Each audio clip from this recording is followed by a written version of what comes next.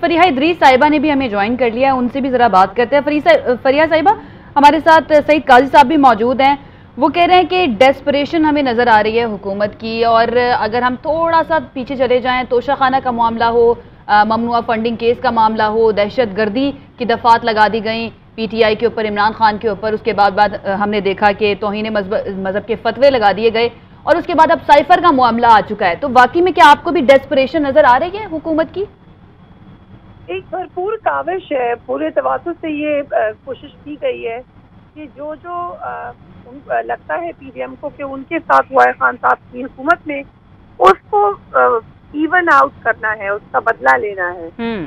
उसमें बहुत सारे मामला हैं। तो असल मसला ये है कि जब आपका जो हदफ है वो ये नहीं है कि अकाउंटेबिलिटी हो, आप लोगों को पकड़ा जाए, अगर वो कोई गलत काम करें जो कि जरूर पकड़ा जाना चाहिए, बल्कि आपका हदफ ये है कि आपने अपनी पॉलिटिकल पॉइंट स्कोरिंग करनी है, तो फिर नजर आएगा, उसमें आपको हेल्थ की नजर आएगी, उसके अंदर आपको बहुत सारी जल्दी से बनाए गए प्लान भी नजर आएंगे, जिसके अंदर आपको बड़ी ऐसी अटेम्प्ट नजर आएंगी जिसमें किसी ने जल्दी कोई कार्रवाई करने की कोशिश की हो। तो ये मसला यही हुआ है कि हर चीज में जिसमें बहुत बड़ा बयानिया पहले बनाया जाता है, बाद में वो बुरे तरीके से एक्सपोज हो जाता है।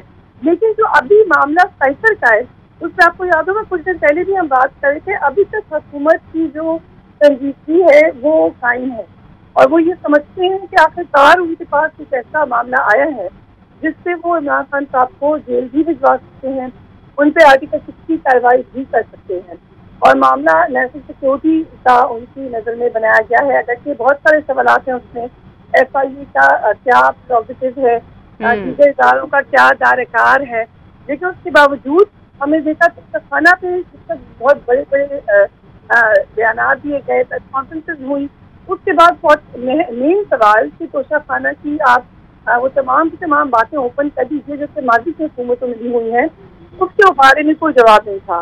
इसी तरीके से हमने देखा कि तौहीन अदालत के मामले पर बहुत ज़्यादा कोशिश की गई कि ये मामला बड़ा हो जाए। जो अफसोसनाक बात है इसमें वो ये हुई कि पहली दफ़ा हमने ये देखा कि हुकूमती सतह पर तौहीन मजहब को ऑफिशियल कवर देकर उठाया गया, ये जानते बूझते हुए कि ये बहुत ही संजीदा और सेंसिटिव मामला है, और पाकिस्तान ने इसकी लैंडमाइन रखी है, और कोई भी इसको अगर छेड़ेगा तो सबको नुकसान होगा। और अब अक्सर ऐसे होता है कि अपोजिशन शायद इस मामले से फायदा उठाने की कोशिश करे।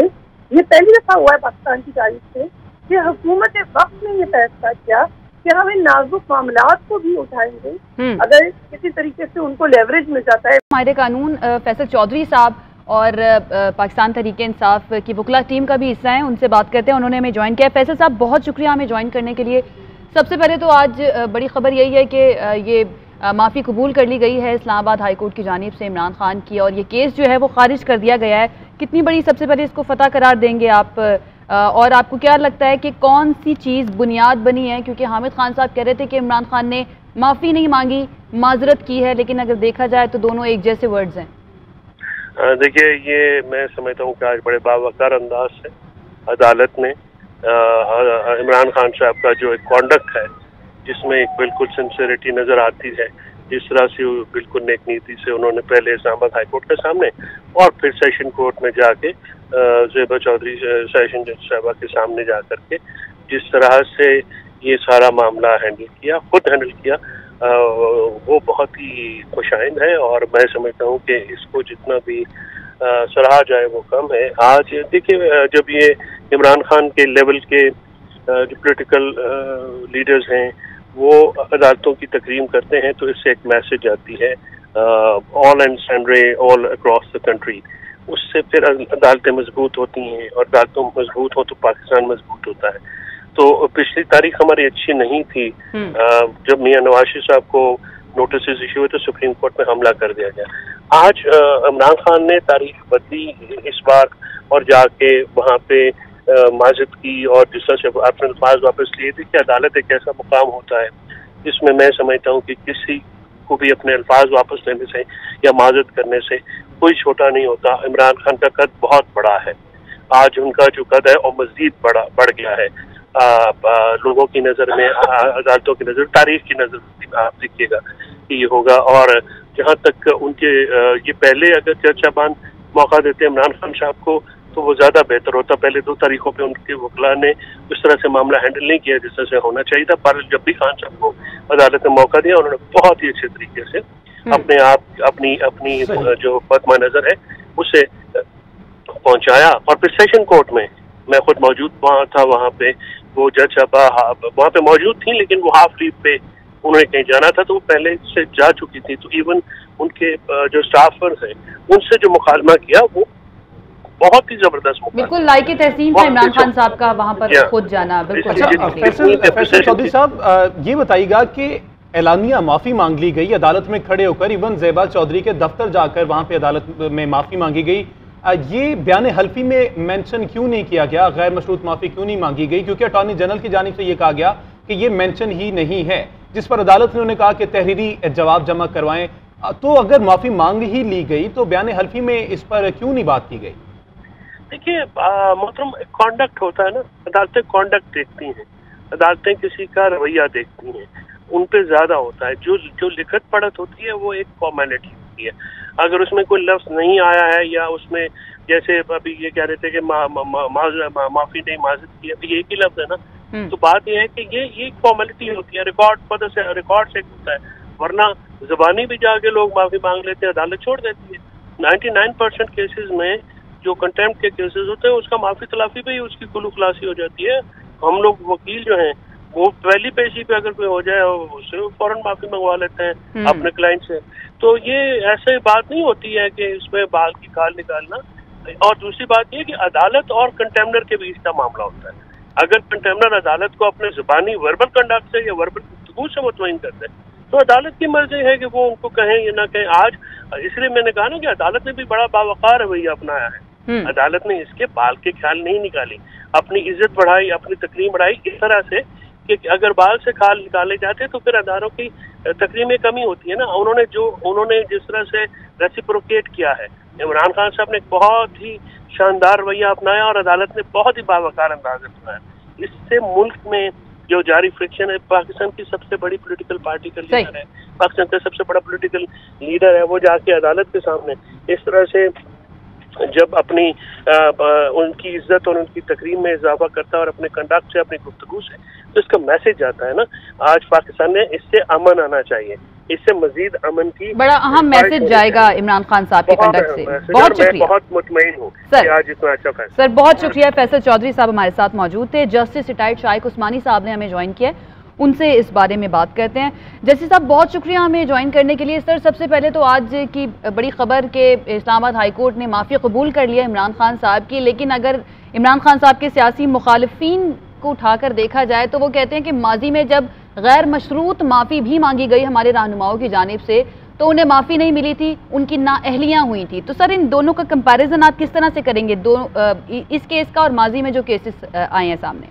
देखिए, मैं पिछले और किसी केस से कंपेयर नहीं करूँगा, मैं तो सिर्फ कानून की बात करूँगा। वो कानून की बात यह है कि अभी तक जो प्रिंसिपल था कंटेम्प्ट ऑफ कोर्ट में वो ये था कि जो कंटेम्नर होता है उसको कोर्ट के सामने जाकर के गैर मशरूत माफ़ी मांगनी पड़ती है और ये कहना पड़ता है कि मैं अपने आप को कोर्ट के रहम करम पे छोड़ता हूँ। उस सूरत में आम तौर से कोर्ट्स माफ़ी दे देती हैं, चाहे तो ना भी दें क्योंकि डिस्क्रेशन की चीज़ होती है, लेकिन और कोई तरीका नहीं होता था पहले। और ये जो अभी जो फैसला हुआ है इसमें जो अभी तक जो प्रिंसिपल था कंटेम्प्ट ऑफ कोर्ट का केसेस में, उससे ये थोड़ा सा इनहराफ हुआ है। तो इसके मतलब कि एक नई प्रेसिडेंट सेट हो गई है और आइंदा जब भी कंटेम्प्ट ऑफ कोर्ट की प्रोसीडिंग्स होंगी किसी कोर्ट में तो वो इसका रेफरेंस दिया जाएगा और बहुत से लोग जो कि पहले नहीं बच सकते थे कंटेम्प्ट ऑफ कोर्ट से के कन्विक्शन से, अब वो शायद बच जाएंगे। सही। अच्छा जैसे साहब इमरान खान साहब ने इससे पहली जो समाअत हुई थी उसमें ये खुद भी कहा था कि मैं उन जज साहिबा की अदालत में पेश हो जाऊंगा और उनसे माफ़ी भी मांग लूंगा, और वो चले भी गए थे। आपको क्या लगता है कि ये मामला जो है ये कितना असरअंदाज हुआ होगा इस आज की समाअत के ऊपर या आज के इस केस के ऊपर जो भी अदालत में हुआ? अब ये तो मुझे मालूम नहीं कि जज साहिबान ने इसको कितना नोटिस लिया, लेकिन हर सूरत ये तो इसकी तो कोई जगह ही ज़रूरत ही नहीं थी क्योंकि जो कंटेम्प्ट ऑफ कोर्ट होती है वो कंटेम्प्ट ऑफ कोर्ट होती है, कंटेम्प्ट किसी खास एक इंडिविजुअल जज की नहीं होती। तो किसी के पास जाके माफ़ी मांगना, ये तो ऐसी कहना कि भाई मैं मुझे माफ़ कर दे, मुझसे गलती हो गई, आप किसी इंडिविजुअल बेसिस पर, इंडिविजुअल बेसिस की तो बात है ही नहीं ना, ये तो कंटेम्प्ट ऑफ कोर्ट की बात है। और ये इससे तो मेरे ख्याल में असरअंदाज नहीं होना चाहिए था कि वो गए या नहीं गए, वो उनकी अपनी पर्सनल चीज़ है, इससे कोर्ट से कोई ताल्लुक नहीं होना चाहिए।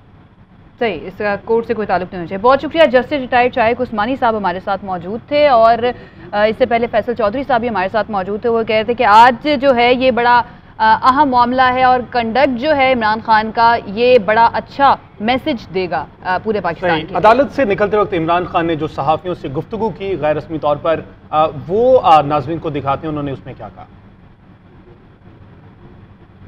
के बारे में मैंने पहले भी कहा, मेरा बहुत हाई ओपिनियन है। हम जब गवर्नमेंट में थे इन्होंने जबरदस्त केसेस के फैसले किए। हर पॉलिटिशियन अच्छा नहीं होता और हर बुरा नहीं होता, जिस तरह हर सहाफ़ी भी अच्छे होते हैं, कोई बुरे होते हैं। यही अदालतों के अच्छे फैसले क्यों कि नहीं। सही, इमरान खान की जानिब से कहा गया कि हर पॉलिटिशियन अच्छा भी नहीं होता और हर पॉलिटिशियन बुरा भी नहीं होता।